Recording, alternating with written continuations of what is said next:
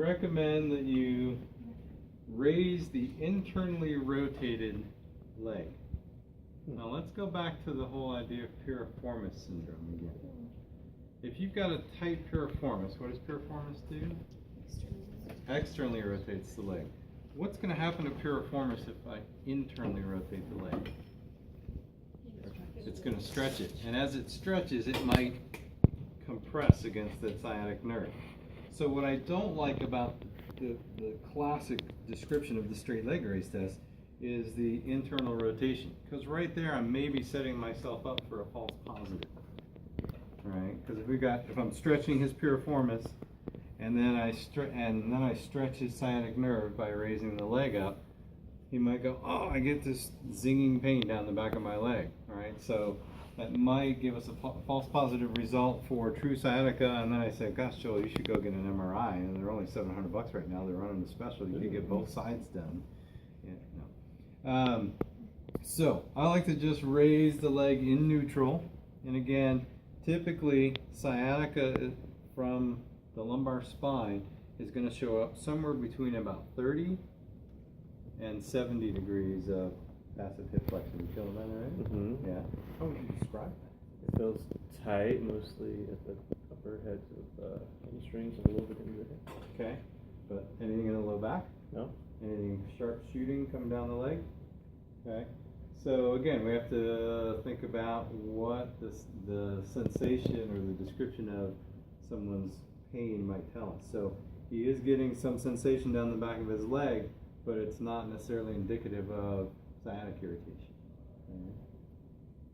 Let's say he was getting something and he wasn't quite sure. He's like, yeah, I feel it, and it comes behind my knee. It might if I go a little further.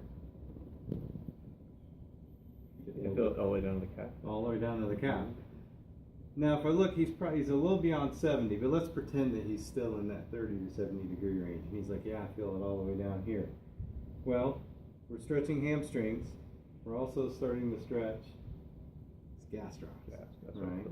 So what I would then do is say, does that make it better?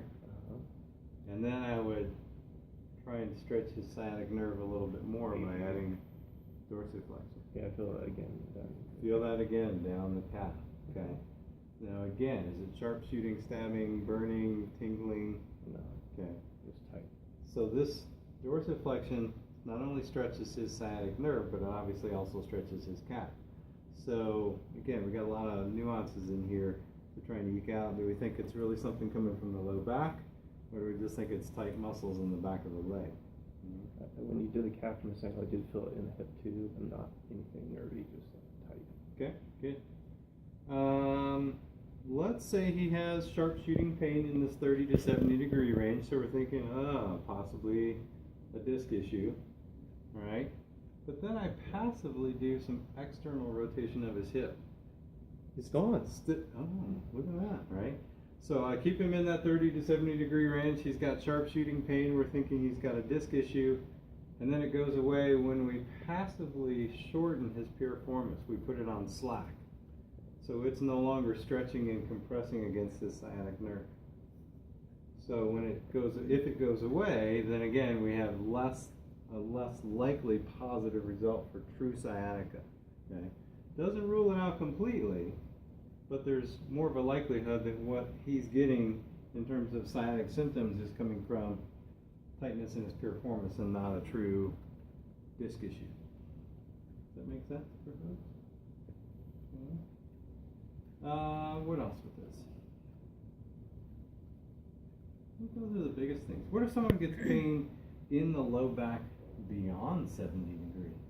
No hamstring we're probably not going to get him beyond there, but we'll allow your knee to flex. Let's pretend that we had a straight leg raise.